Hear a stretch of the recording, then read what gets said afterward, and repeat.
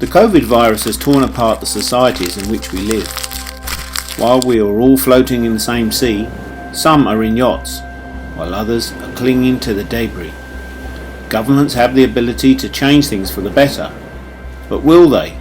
COVID can cause change in our society, and it should. Systematic racism is compounding the difficulties of COVID. In Lebanon, there is discrimination against African workers under the kafala system. Migrant workers are treated poorly in harsh working conditions, a threat of violence, cramped and unhygienic living spaces, closely monitored and overworked. They need protection.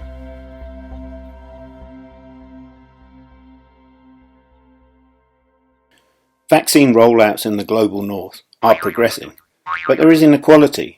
Those in the global south aren't benefiting equally. COVID has exposed great inequalities in global health. Poor water conditions and shortages are the cause of serious illnesses. Global health systems are under pressure.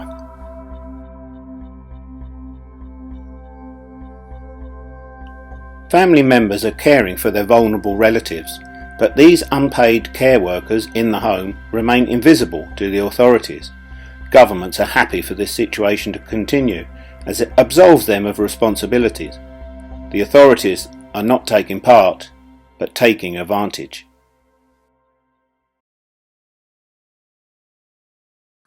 Government's reaction to the COVID-19 crisis shows that they can act in a crisis when necessary. But there is already a crisis in global climate. The COVID crisis is an opportunity to act.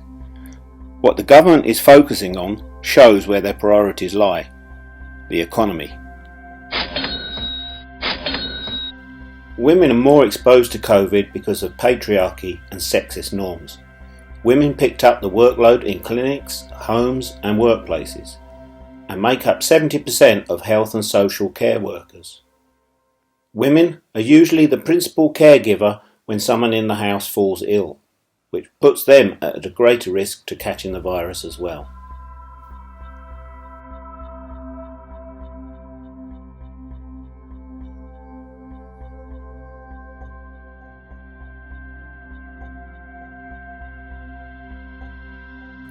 In 2020, more than 180 countries temporarily closed their schools because of COVID, leaving close to 1.7 billion children and youth out of school. Girls are now doing more household chores, putting their education at further risk. The pandemic may reverse previous gains made in girls' education. Globally, 13 million more child marriages are projected to take place by 2030 due to the pandemic.